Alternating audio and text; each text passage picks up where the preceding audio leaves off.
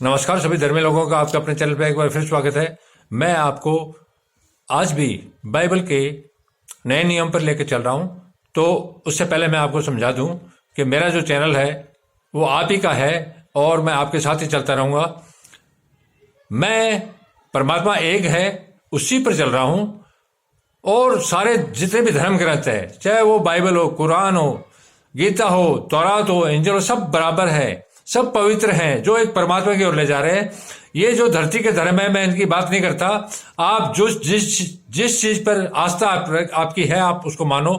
आप चाहे चर्च में जाओ, मंदिर में जाओ, चाहे गिरजाघरों में कहीं भी जाओ, चाहे गुरुद्वारे में जाओ, वो आपकी इच्छा है। आप स्वतंत्र है, कोई दिक्कत नहीं है। जहां आप हैं अपने पवित्र तरीके से एक परमात्मा को मानते रहिए, उसके वचनों पर उस पर चलते रहिए, तो आप स्वर्ग के राज्य के अधिकारी बनेंगे।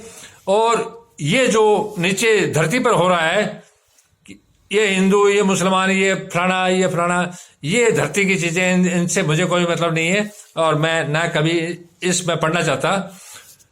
यह विवाद है और परमात्मा विवाद को पसंद नहीं करता। बीज बोने वाले का दृष्टांत। उसी दिन यीशु घर से निकलकर झील के किनारे जा बैठा। परमात्मा के पुत्र जहां जहां जाते थे वो उनका घर ही होता था और रात होते वो अपना आराम करते थे, सुबह जल्दी निकल जाते थे ताकि उनको परमात्मा के वचनों पर काम करना था, चंगाई इत्यादि के। उसी दिन यीशु घर से निकलकर झील के किनारे जा बैठा, अर्थात झील के किनारे जा बैठा और उसके पास ऐसी बड़ी भीड़ इकट्ठी हुई कि वो नाव पर चढ़ गया।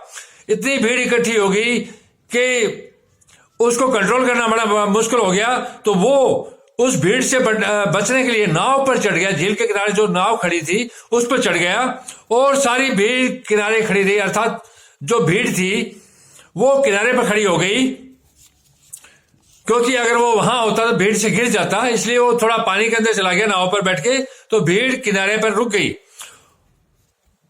क्योंकि परमात्मा के पुत्र के पास सामर्थ्य था, महिमा थी और परमात्मा की दी हुई सारी शक्तियां थी, इसलिए भीड़ की भीड़ उनके पीछे रहती थी। क्योंकि संसार दुख का भंडार है और सारे दुखी लोग थे।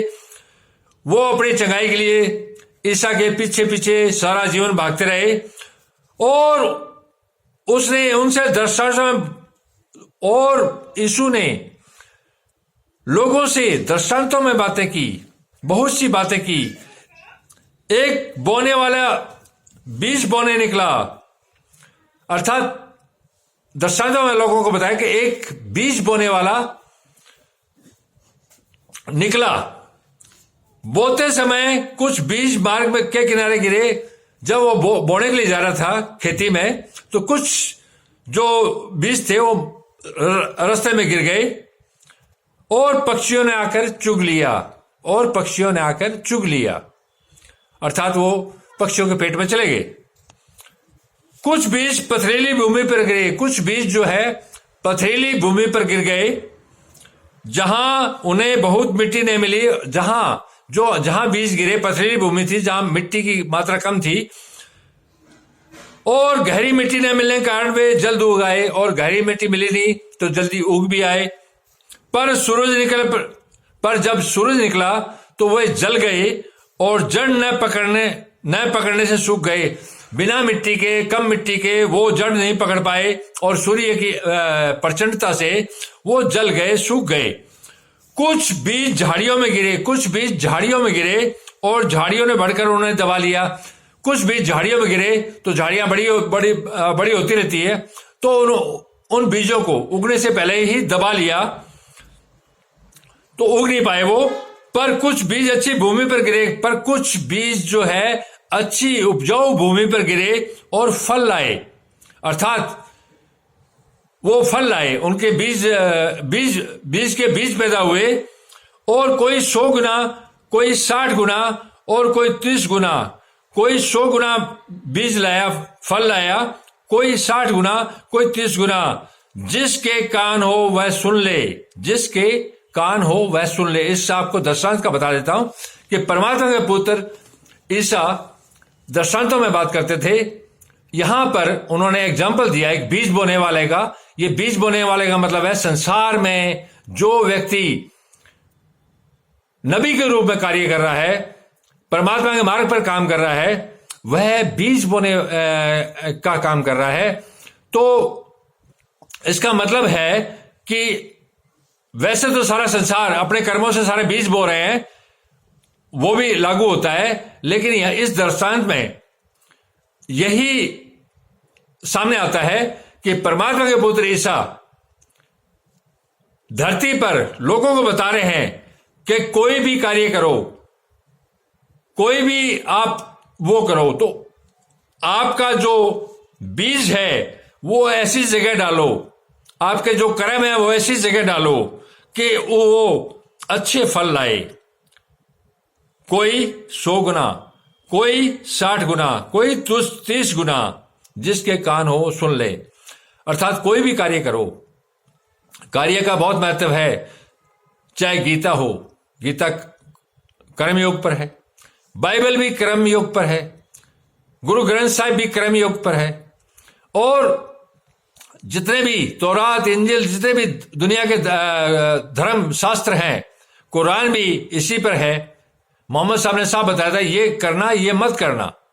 ये परमात्मा चाहते हैं, ये परमात्मा नहीं चाहते हैं। यही बाइबल बता रही है, यही गीता बता रही है, यही दुनिया के जो तमाम धर्म गुरु है वो यही बता रहे हैं कि आपका जो जन्म है वो कर्म से हुआ है। कोई पक्षी बना है तो किसी कर्म से बना है तो जीव उसके अंदर परमात्मा की आत्मा है। कोई कीड़ा मकोड़ा बनाया है तो वो अपने कर्मों से बना है। कोई दुख पा रहा है तो उसके प्रारब्ध कर्म है, पीछे कर्म है, वो इस कारण से पा रहा है। कोई सुखी है तो वो पीछे से कुछ कमा के आया है, कुछ बचत करके लाया है, वो सुख पा रहा है।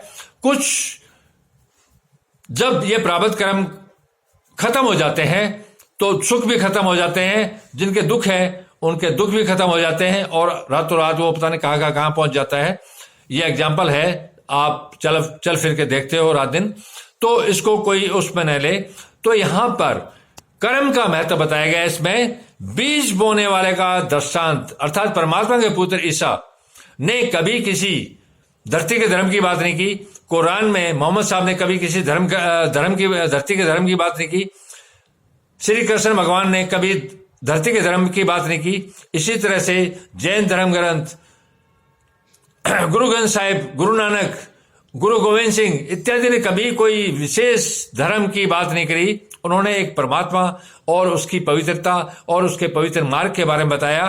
तो आप धरती के धर्म पर विचार न करके उससे ऊपर उठो और आपको परमात्मा भी दिखाई देगा, उसका रास्ता भी दिखाई देगा।